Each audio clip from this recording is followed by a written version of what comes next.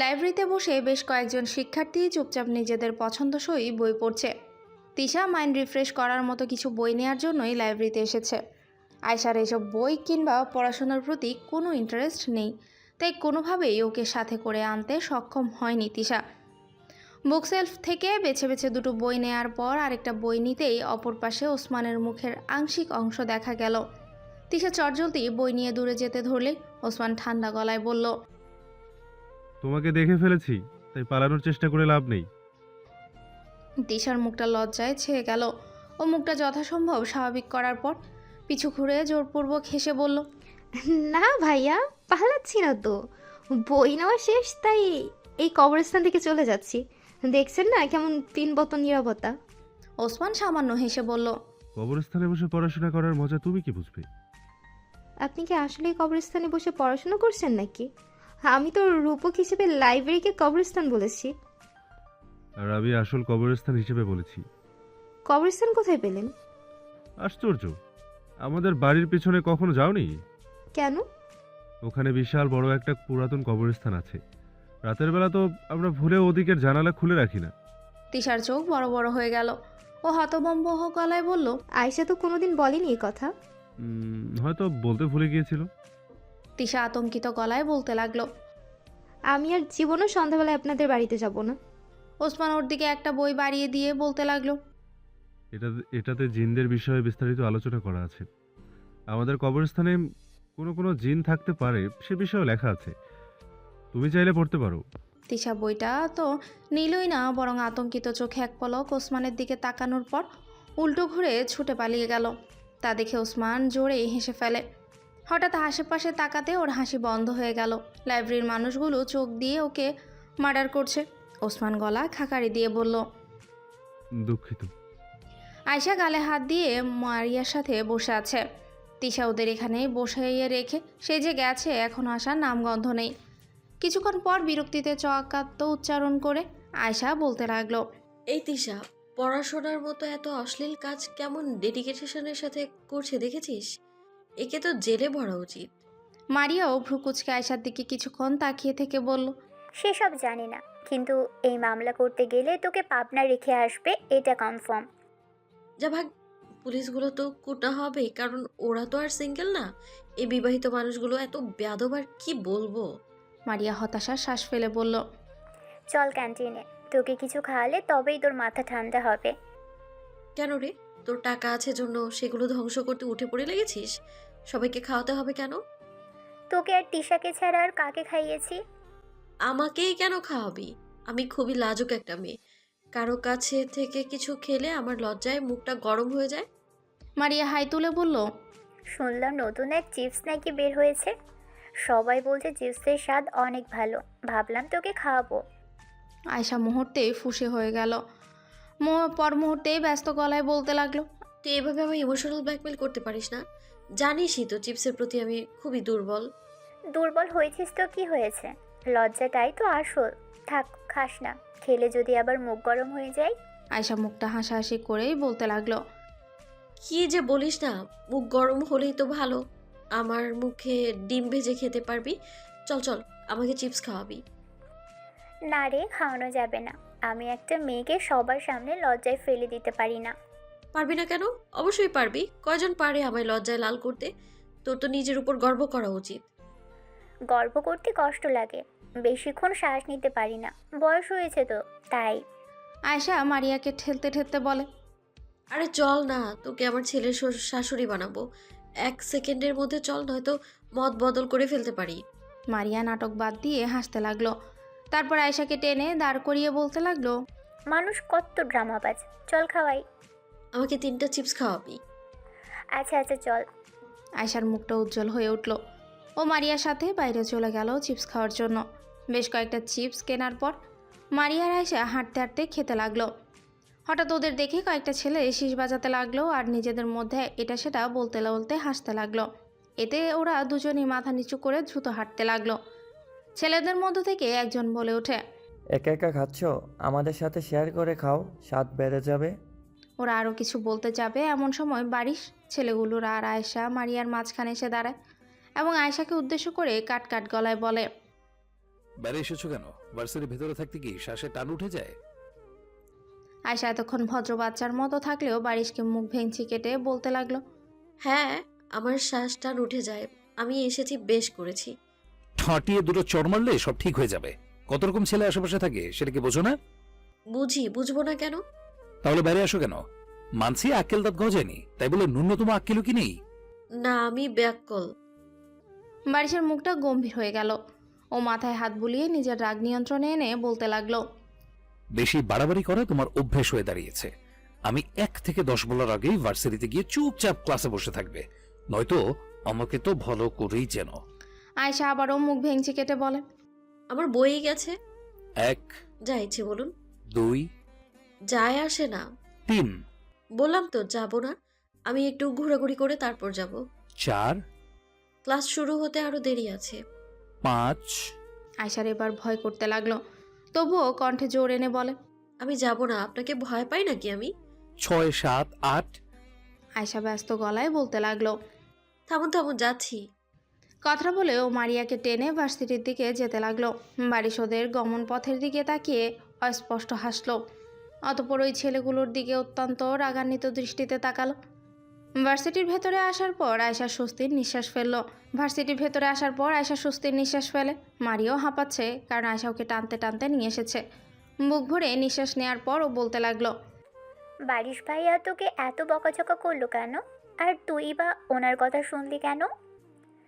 আয়শা থতমত খেয়ে গেল। কি উত্তর দিবে এবার? মারিয়াকে কি বিয়ের ব্যাপারটা বলে দিবে? দেয়াই যায়। তিশা যদি জানতে পারে তাহলে মারিয়াও জানার উচিত। আয়শা গলা খাকারি দিয়ে বলতে লাগলো। আসলে হয়েছে কি? বলতে হবে না, আমি বুঝতে পেরেছি। আয়শা হতবম্ব হয়ে গেল। কি বুঝেছিস? এত সহজে মানুষ কিভাবে বুঝতে পারে? না বোঝার কি আছে? বারিশ ভাইয়া তোর প্রতিবেশী আর ওসমান ভাইয়ের বন্ধু। সেই হিসেবে তোকে একটু আধটু আদেশ দেওয়ার অধিকার তো আছেই। আয়শা শান্ত চোখে মারিয়ার দিকে তাকালো। তা দেখে মারিয়া ভাব নিয়ে বলল। আমার খুব ট্যালেন্ট, তাই না? আলাদা করে প্রশংসা করতে হবে না, আমি জানি এটা। কত সহজে এই বিষয়টা বুঝে গেলাম। আয়শা মনে মনে বলল। বাল বুঝছিস শালা, 1 নম্বরে মূর্খ চেংড়ি। ভাবলাম বিয়ের কথাটা বলে দিই, কিন্তু তোর মতো আহাম্মককে বলতেও আমার বিবেকে বাধা দিচ্ছে। কেঁদে ফেলছে, আর্তনাদ করছে। সন্ধ্যা নেমে এসেছে। আয়শা মাগরিবের নামাজের পরপরই মুখে ফেস মাস্ক লাগিয়ে বসে আছে। এই ফেস মাস্ক এশার নামাজের আগে আগেই তুলবেও। ফেস মাস্ক লাগালেও আয়শা মুচকি মুচকি হাসছে, কারণ অনেক রিকোয়েস্ট আর চাটু মারার পর সিঙ্গেল কমিটির সভাপতি উপলক্ষে একটা সার্টিফিকেট বানিয়ে নিয়েছে ও। সেই সার্টিফিকেটটার দিকে বারবার তাকাচ্ছে আর হাসছে আয়শা। কাগজটা হাতে নিয়েও পুরো বাড়ি ঘুরতে লাগলো। হুট করে দমকা হওয়ায় ওর হাতের কাগজটা উড়ে জানলা দিয়ে বাইরে চলে গেল। এই জানলা যে সে জানলা না, এটা কবরস্থানের দিকে জানলাটা। এই জানলা লাগানোর দায়িত্ব আয়শার, কিন্তু সার্টিফিকেট পাওয়ার খুশিতে ও সেই দায়িত্বের কথা বেমালুম ভুলে গেছে। তাই ও চটজলদি জানলা দিয়ে কাগজটা খুঁজতে লাগলো। কাগজটা কাছাকাছি আছে, তাই ও চটজলদি দৌড়ে উল্টো ঘুরে বাড়ির বাইরে যেতে লাগলো। কিন্তু হুট করে কিছু একটা মনে পড়তেই ও ফিরে আসলো এবং জানলাটা ভালোভাবে লাগিয়ে দিল। এই জানলাটা খোলা দেখলেই সানিয়া শেখ আয়শাকে সারা রাত কবরস্থানে বেঁধে রাখতে দুবার ভাববে না। জানলার কাজ শেষ করে আয়শা চুপি চুপি বাড়ি থেকে বেরিয়ে গেল। কবরস্থানের দিকে যেতে লাগলো। সাথে করে টর্চ লাইট আনেনি, কারণ লাইট জ্বলতে দেখলে ধরা পড়ে যেতে পারে। অপরিসীম সাহস নিয়ে আয়শা কবরস্থানের সামনে তো চলে আসলো, কিন্তু সুনসান কবরস্থানের দিকে তাকাতেই ওর অন্তরাত্মা পর্যন্ত কেঁপে উঠল। ও বার কয়েক ঢোক গিলে ভেতরে যেতে যেতে বলল। আল্লাহ, আমার বেয়াদব স্বামীটাকে বিধবা বানিও না। আমি সিঙ্গেল কমিটির সার্টিফিকেটটা নিয়েই চলে আসবো। প্লিজ আল্লাহ, বাঁচিয়ে দাও। আয়শা বুকে থুতু দিয়ে কবরস্থানের ভেতরে হাঁটতে শুরু করলো। হুট করে পায়ে প্যাচ খেয়ে ও মুখ থুবড়ে পড়ে গেল। সামনেই ছাই পড়েছিল, যার দরুন ওর সাদা ফেস মাস্ক কালি দিয়ে ভরে গেল। চাঁদের আলোয় সেটা স্পষ্ট দেখতে পেল না আয়শা। ও দাঁত কিরমির করে বলতে লাগলো। কোন বালের সাথে উষ্টা খেলাম রে? আয়শা বিরক্তি মুখে উঠে দাঁড়ালো। অতপর গায়ের ময়লা ঝাড়তে ঝাড়তে বলল। নিশ্চিত কোনো গুন্ডার কবরও এখানে আছে, তাই তো আমার মতো ভোলা ভালা মানুষ পড়ে গেল। নিজের কথাটা ভালো মতো খেয়াল হতে আয়শা নিজেই নিজেকে ভ্রু কুঁচকে জিজ্ঞাসা করলো। এটা কেমন লজিক? সে যাই হোক, সিঙ্গেল কমিটির সভাপতি যেহেতু বলেছে, তাহলে ঠিকই বলেছে। কথাটা শেষ করে আয়শা কাগজটা খুঁজতে লাগলো। চাঁদের আলো দিয়ে সহজেই খুঁজে পাওয়া যাচ্ছে না। তার উপর সেকেন্ডে সেকেন্ডে অদ্ভুত সব আওয়াজ শুনে আয়শার গা ছমছম উঠছে।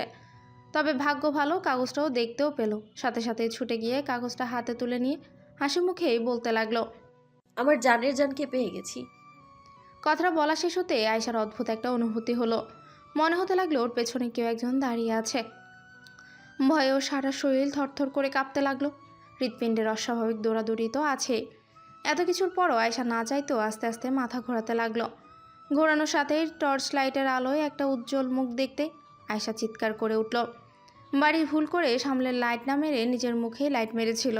এবারও লাইটটা সামনের দিকে তাক করতে করতে বলল। আশ্চর্য, আয়েশার গলা শুনলাম মনে হচ্ছে, কিন্তু ও কিভাবে? কথাটা সম্পূর্ণ করার আগেই সামনে চুল ছেড়ে দেওয়া কালিমাখা মানবীকে দেখতে বারিশের বুকে হাত দিয়ে মৃদু আর্তনাদ করে চিৎপটাং হয়ে মাটিতে পড়ে গেল। আয়শার এমন রূপ দেখে বেচারা অজ্ঞান হয়ে গেছে।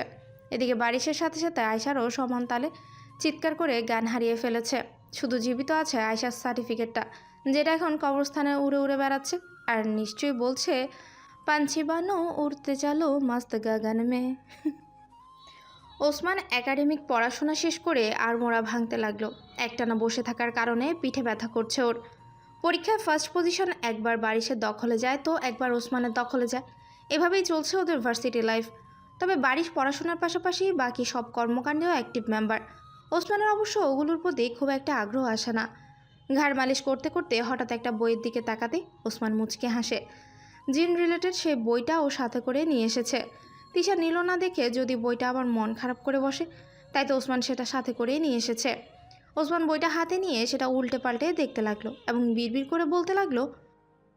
এই মেয়েটা মোটেও আয়েশার মতো না, একদম বিপরীত বৈশিষ্ট্যের মানুষ। তবুও এদের এত গাঢ় বন্ধুত্ব হলো কিভাবে কে জানে। স্বামী স্ত্রীর কোনো ব্যাপারে মিল থাকে না, তাই বলে বন্ধুত্বের ক্ষেত্রে ওই বৈশিষ্ট্যটা চলে এসেছে। বইটাতে আরেকটু চোখ বুলিয়ে নিয়ে ওসমান সেটা পূর্বের জায়গায় রেখে দিল। ও 10 মিনিটের জন্য একটু ঘুমোতে যাবে। এমন সময় সানিয়া শেখ হন্তদন্ত হয়ে রুমে প্রবেশ করতে করতে বললেন। আয়শা কি তোমার রুমে? ওসমান ঠান্ডা গলায় বলতে লাগলো। আমি তো ওকে আমার রুমে দেখতে পারছি না, তোমার চোখে পড়লে আমাকেও একটু দেখার সুযোগ করে দিও। সানিয়া শেখ কটমট দৃষ্টিতে ছেলের দিকে তাকিয়ে বললেন। একদম ফাজলামি করবে না, পুরো বাড়ি খুঁজেছি কিন্তু আয়শাকে পাইনি। মা, দেখো রুমের কোনো এক কোনায় মুখে ফেস মাস্ক লাগিয়ে বসে আছে কিনা। কোথাও নেই, এমনকি ওর জুতো জোড়াও পাচ্ছি না। ওসমান এবার উঠে দাঁড়িয়ে সিরিয়াস গলায় বলতে লাগলো। বারিশদের বাড়িতে চেক করেছো? সানিয়া শেখ উত্তর দেওয়ার আগে ওসমান ব্যস্ত পা ফেলে রাস্তার বিপরীত পাশের বাড়িতে গিয়ে কড়া নাড়তে লাগলো। কিছুক্ষণের মধ্যে বিলকিস বেগম এসে দরজা খুলে দিয়ে মুচকি এসে বললেন। আরে ওসমান যে, আসো ভিতরে আসো। আন্টি, আয়েশা কি আপনাদের বাড়িতে এসেছে? কই না তো বাবা, বারিশ কোথায়? ও তো নিজের রুমেই ল্যাপটপে কি সব কাজ করছে সন্ধ্যাবেলা থেকেই। আচ্ছা আন্টি, আমি আসছি। বিলকিস বেগম ওসমানকে টেনে ধরে বললেন। আসছি মানে? আগে বলো আমার বৌমা কোথায়? আর টেনশনের কোনো কারণ নেই, আশেপাশে হয়তো আছে। টেনশনে কোনো কারণ নেই বলে নিজের কেন টেনশন করছো? তোমার তো কপাল বেয়ে ঘাম ছুটছে। গরমের কারণে আন্টি, অন্য কিছু না। মামুন হক দরজার কাছে আসতে আসতে বলেন। কি হয়েছে বিল্লি? বিলকিস বেগম তৎক্ষণাৎ বলতে লাগলেন।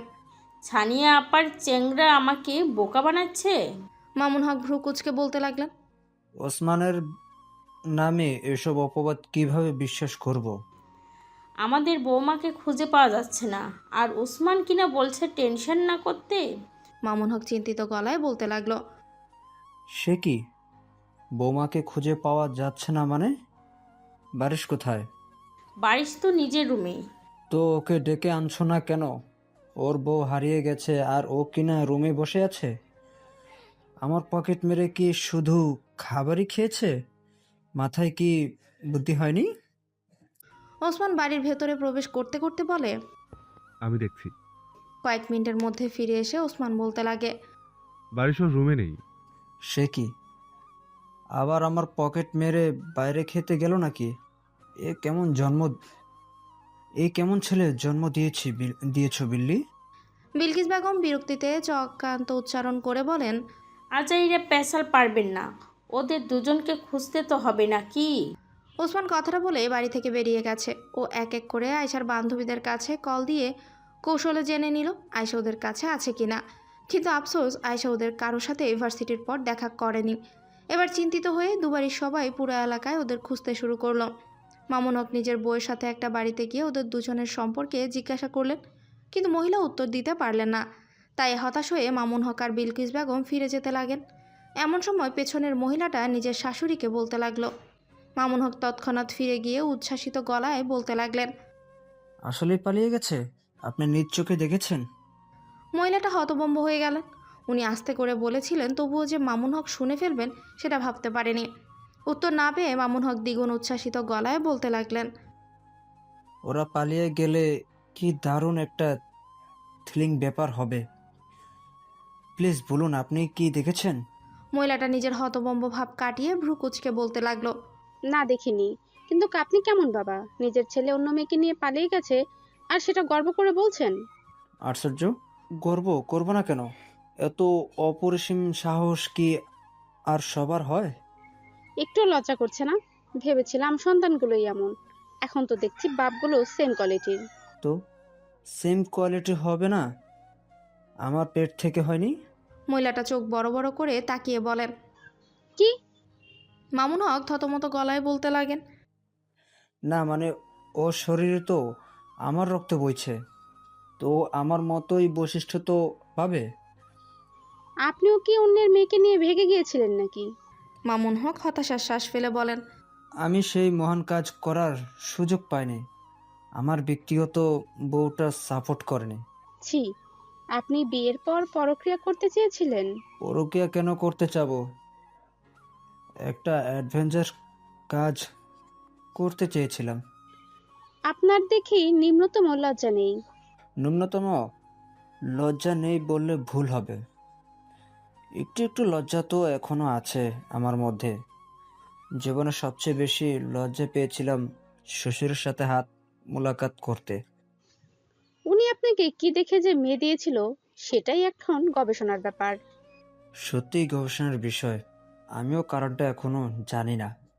মহিলা ভ্রু কুঁচকে মামুন হকের দিকে তাকান, অতঃপর কাট কাট গলায় বলতে লাগেন, নিজের ছেলেকে নিজের মতো বড় বেয়ারা না বানালেই পারতেন।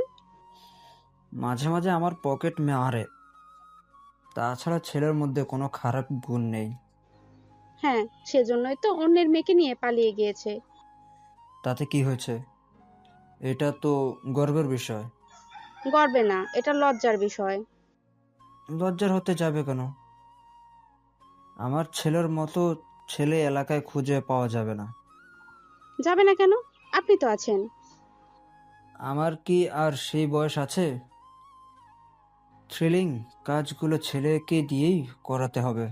মানুষের মেয়ের সম্মানহানি আপনার কাছে নাথিং মনে হয়? সম্মানহানি হতে যাবে কেন? নিজের বউকে নিয়েই তো একটু পালিয়ে গেছে, তাতে কি হয়েছে? মহিলা যার পরনায় অবাক হয়ে বলেন, বউ মানে? বউ মানে বউ।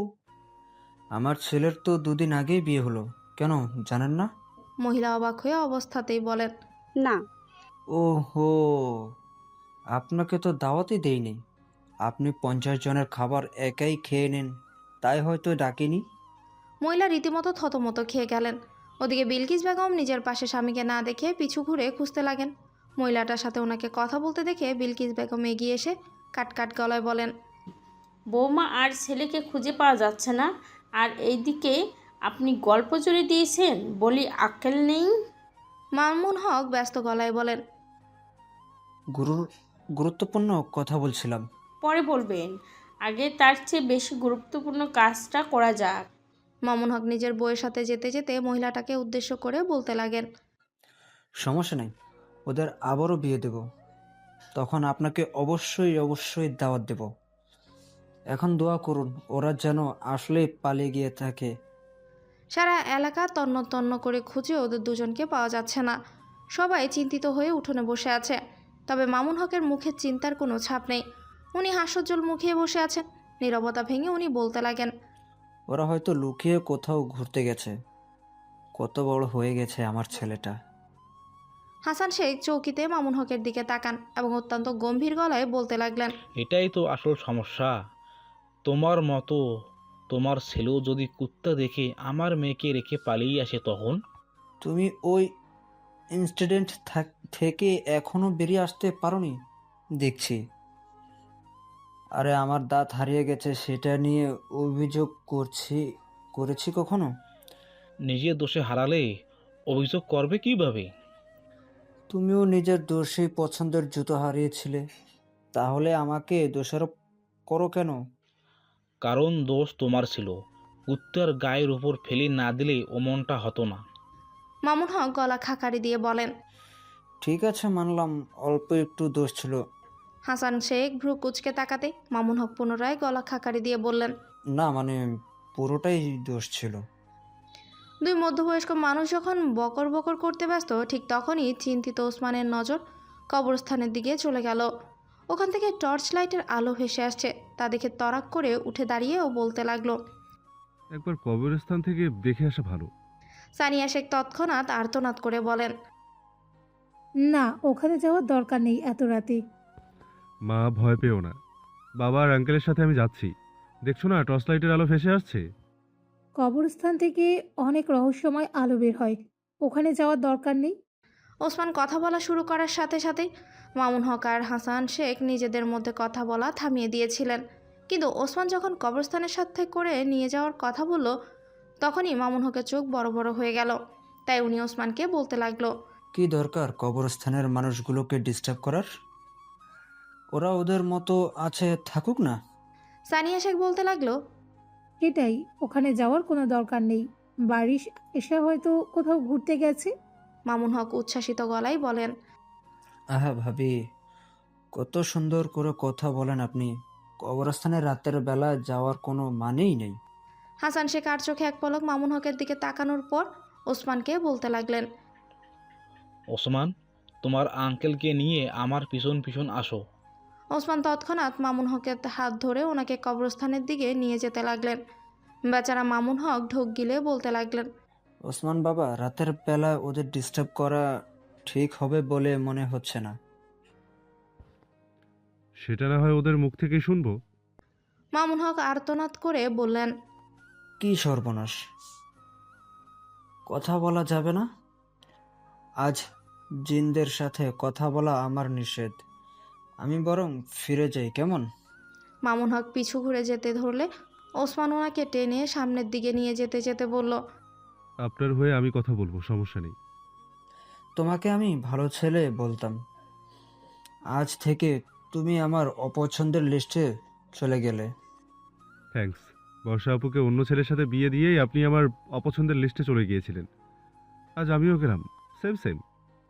সামনে হাসান শেখকে দাঁড়িয়ে থাকতে দেখে ওসমান থেমে গেল। ভালো করে নিজের দিকে দেখলো, বারিশ ওখানে চিৎপটাং হয়ে পড়ে আছে। তা দেখে ওসমান চিন্তিত গলায় বলতে লাগলো, আয়েশাও সম্ভবত এখানেই আছে বাবা। হাসান শেখ টর্চ লাইটের আলো আশেপাশে খুঁজে দেখতে লাগলেন। হুট করে টর্চের আলো আয়শার মুখে গিয়ে পড়ে। ওর মুখের অবস্থা দেখে সকলেই খানিকের জন্য চমকে ওঠে। তবে মামুন হক চমকে ওঠার পাশাপাশি বুকে হাত দিয়ে জোরে জোরে শ্বাস নিতে নিতে বলেন, হে দয়ালের আল্লাহ, আমি নেই, আমার বৌমাকে দেখে রেখো। বলে উনি বারিশের উপর অজ্ঞান হয়ে পড়ে গেলেন। তা দেখে হাসান শেখ ব্যস্ত গলায় বলেন, নেই নেই, আমার মেয়ে জামাইকে ভাত্তা বানিয়ে ফেললো। স্যার, সারা শরীরে ব্যথা অনুভব হওয়ায় বারিশের জ্ঞান ফিরে আসে। ধীরে ধীরে চোখ মেলে তাকিয়ে দেখলো নিজের রুমেই নিজের বিছানায় শুয়ে আছে সে। মাথায় হাত দিয়ে উঠে বসলো। চোখের সামনে ভেসে উঠল কবরস্থানের দেখা সে কালো পেতনিকে। মনে হতে বারিশ নিজের গা ঝাড়া দিল এবং বিড়বিড় করে বলতে লাগলো, ও কি বিশ্রী আর ভয়ঙ্কর! বাই দ্য ওয়ে, আমি কি ওটা স্বপ্নে দেখেছিলাম? বারিশের ডান পাশে ভূতের মতো চুপটি করে বসে থাকা মামুন হক ঠান্ডা গলায় বলেন, স্বপ্নেও আজকাল কবরস্থানে যাওয়া শুরু করেছো? বারিশ চমকে উঠে বিছানা থেকে মেঝেতে লাফ দেয়। ও মারাত্মক ভয় পেয়েছিল। অতঃপর নিজের বাবাকে আধো আধো অন্ধকারে বসে থাকতে দেখে বিরক্তিতে চোখ উচ্চারণ করতেই বলল,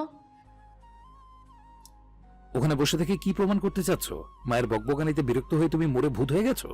মামুন হক হতাশার শ্বাস ফেলে বলেন, সেটা করতে পারলে ভালোই হতো। যা, সে কথা আগে বলো, আয়েশার সাথে কবরস্থানে কি করছিলে তুমি? আরে দেখা করার ইচ্ছা থাকলে ভালো ভালো অনেক জায়গা ছিল, শেষে কিনা কবরস্থানে? বারিশ ভ্রুকুচকে বলল, তার মানে আসলেই কবরস্থানে ছিলাম আমি, আর আয়েশাকে তো খুঁজে পাইনি ওখানে। পাওনি মানে? ও তো তোমার পাশেই অজ্ঞান হয়ে পড়েছিল। বারিশ হতভম্ব গলায় বলল। মুখে কালি মাখাটা? মামুন হক মনে মনে নিজের জ্ঞান হারানোর কথা একবার স্মরণ করেন, অতঃপর বাস্তবে ফিরে এসে কপট রাগ দেখিয়ে বলল। ছি, কালি মাখা বলছো কোন সাহসে? ও তোমার একমাত্র সুন্দরী বউ। বারিশ মনে মনে বলল। এতই সুন্দর যে আমাকে জ্ঞান হারাতে হয়েছিল? ছে, কি লজ্জার কথা। মামুন হক পুনরায় বলতে লাগলেন। তোমার সাহস এত ঠুনকো কেন? বউকে রেখে ওভাবে জ্ঞান হারিয়ে ফেলেছিলে কেন? তোমার উচিত আমার মতো সাহসী হওয়া। বারিশ থতমত খেয়ে গেল, পর মুহূর্তে গলা খাকারি দিয়ে বলতে লাগলো। কে বলেছে আমি জ্ঞান হারিয়েছিলাম? কবরস্থানে এত সুন্দর হাওয়া বইছিল যে আমার প্রচন্ড ঘুম পেয়ে গিয়েছিল, তাই একটু ঘুমিয়ে পড়েছিলাম। মামুন হক শীতল চোখে ছেলের দিকে তাকিয়ে মনে মনে বললেন। এ দেখি আমার মতো যুক্তি দাঁড় করাতে পারে। এই দেখি আমার মতো যুক্তি দাঁড় করাতে পারে। যাক, পকেট মেরে খাওয়ার পাশাপাশি কিছু বুদ্ধিশুদ্ধি আর যুক্তিও শিখেছে দেখছি। মনে মনে ছেলেকে বাহুবা দেওয়ার পর মামুন হক গলা খাকারি দিয়ে বলেন। তাই বলে বউটাকে এভাবে ভয় দেখাবে? বারিশ বাবার সাথে বসতে বসতে বলেন। আরে বাবা, মেয়ে মানুষের সাহস সম্পর্কে তো জানোই, ওরা সহজেই ভয় পেয়ে যায়। একদম ঠিক কথা বলেছ। আসলে পুরুষ মানুষের মতো সাহস কি আর মেয়েদের মধ্যে থাকে? বারিশ মাথা ঝাঁকিয়ে সম্মতি জানালো, অতঃপর কিন্তু বলতে বাবা, লাগলো। আমাকে বাসায় নিয়ে এসে তো ঠিক করনি। আমি একটু কবরস্থানে রাত কাটাতে চেয়েছিলাম। কত সুন্দর আবহাওয়া ওখানে, হৃদয়টা জুড়িয়ে যায়। আচ্ছা, তাহলে একটা বালিশ নিয়ে কবরস্থানে চলে যাও। বারিশ ভাব দেখার জন্য কথাগুলো বলছিল, কিন্তু মামুন হক যে সত্যি সত্যি কবরস্থানে গিয়ে থাকতে বলবেন সেটাও ভাবতে পারেনি। তাই ও মিথ্যে কাশতে কাশতে মাথা চুলকে বলতে লাগলো। যাও, তুমি মুডটাই নষ্ট করে দিয়েছো। এবার গিয়ে প্রথমবারের মতো আর ফিলিংসই পাবো না। আরে পাবে, বাইরে কত সুন্দর হাওয়া বইছে। কবরস্থানেও অনেকে হয়তো তোমার অপেক্ষায় আছে। যাও যাও। তাহলে বাবা, চলো দুজনেই যাই। তোমার যখন অতই পছন্দ হয়েছে তো যাওয়াই যায়। বাবা ছেলে আজকে কবরস্থানে একটা ক্যাম্পেইন করে ফেলি। মামুন হক থতমত খেয়ে গেলেন, উনিও মাথা চুলকে বলতে লাগলেন। ঠিকই বলেছ, এবার গেলে আগের মতো ফিলিংস হয়তো পাওয়া যাবে না। বারিশ অন্যমুখ হয়ে অস্পষ্ট হাসে। ও ঠিক জানতো মামুন হক পাল্টি খাবেন। দুজনেই কিছুক্ষণ চুপচাপ বসে থাকে। বারিশ হাই তুলতে গিয়ে গায়ে ব্যথা অনুভব করে। এতে করে ও ভ্রু কুচকে বলতে লাগলো। আমার গায়ে এত ব্যথা কেন বাবা? মামুন হকের মনে পড়ে গেল উনি নিজের বৌমাকে দেখে ভয় পেয়ে ছেলের উপরেই উষ্টা খেয়ে পড়েছেন। এ কথা তো আর ছেলেকে বলা যাবে না। তাই উনি বসা থেকে উঠে অহেতুক রাগ দেখিয়ে বলতে লাগলেন। কথাটা বলে উনি গটগট পায়ে বারিশের রুম থেকে বেরিয়ে গেলেন। বারিশ যার পরনায় অবাক হয়ে বলতে লাগলো। তোমাদের শরীরে কি জন্য ব্যথা সেটা আমি জানবো কিভাবে? মাথায় কি বুদ্ধি বলতে কোনো বস্তু নেই, বেয়াদব ছেলে? কথাটা বলেও পাশে রাখা ফুটবলের লাথি দিতে ব্যথায় কুকিয়ে উঠল। পায়ে হাত বুলিয়েও মেজাজ হারিয়ে বলতে লাগলো। আশ্চর্য, রেগে গেল কেন? বাপ চারটা এমন কেন? এত ব্যথা কেন? কে ঘুমিয়ে সুযোগ নিয়ে মেরে গেল আমাকে? কথাটা বলতে বলতে বারিশের নজর আয়শার রুমের দিকে চলে গেল। রুমে অন্ধকার ছেয়ে আছে, তার মানে নিশ্চয়ই ঘুমিয়ে পড়েছে। দুই বাবা ছেলের অন্তরাত্মা কাঁপিয়ে দিয়ে সিঙ্গেল কমিটির সভাপতি বেঘরে ঘুমোচ্ছে, ভাবা যায়? সকাল সকাল চোখে মুখে রোদ এসে পড়তে আয়শা আড়মোড়া ভেঙে ঘুম থেকে উঠে পড়ল। তবে ওর মুখের হাসি মিলিয়ে গেল ফজরের নামাজের কথা মনে পড়তে। মরার মতো ঘুমানোর কারণে ও নামাজ পড়তে পারেনি। তাই তৎক্ষণাৎ বিছানা থেকে নেমে অজু করে কাজা নামাজ আদায় করে নিল। তারপর গালে হাত দিয়ে বসে বসে গত রাতের কথা ভাবতে লাগলো। ও নিশ্চিত কোনো জিন এসে ওকে কাল রাতে পটাতে চেয়েছিল, কিন্তু জ্ঞান হারানোর কারণে সব ভেস্তে গেছে। আয়শা জিনটার কথা ভেবে একটু দুঃখ বিলাস করলো। হঠাৎ সার্টিফিকেটের কথা মনে পড়তে ওর মাথা হ্যাং হয়ে গেল। দ্রুত রুমের বাইরে গিয়ে কবরস্থানের দিকে জানলা খুলে উকি ঝুঁকি দিল। না, কাগজটা তো কোথাও দেখা যাচ্ছে না। ও নিজের রুমে গিয়েও খুঁজলো, সেখানেও পাওয়া গেল না। শেষে আয়শা উঠোনে চলে আসে, আশেপাশে খুঁজতে লাগে। হঠাৎই সামনে তাকাতেই দেখলো বারিশ কোমরে হাত দিয়ে ধীরে ধীরে হেঁটে বাগানে এসে অন্য হাত দিয়ে দাঁত ব্রাশ করছে। ওকে দেখতে ক্ষণিকের জন্য আয়শা সার্টিফিকেটের কথা ভুলে গেল। কেন যেন মনে হলো বারিশকে একটু একটু সুন্দর দেখা যাচ্ছে। তবে সেই চিন্তা বেশিক্ষণ মাথায় রাখলো না, বরং ওর মাথায় দুষ্টু বুদ্ধি চলে আসলো। বুদ্ধি অনুযায়ী ও বুকে দুহাত গুজে শীষ বাজাতে লাগলো। সেই শীষের শব্দ শুনে বারিশ পিছু ঘুরে আয়শার দিকে তাকালো। বারিশ তাকাতে আয়শা আবারও শীষ বাজিয়ে বলতে লাগলো, কি গো চ্যাংড়া, সকাল সকাল খালি গায়ে বাইরে এসেছেন কেন? পটে যাচ্ছি তো। বারিশ ভ্রুকুচকে মুখে থুতু ফেলে বলতে লাগলো, বখাটা হওয়া শুরু করেছে কোন দিন থেকে? এই তো আজকে থেকেই। অভিনন্দন জানাবেন না পাশের বাড়ি চ্যাংড়া?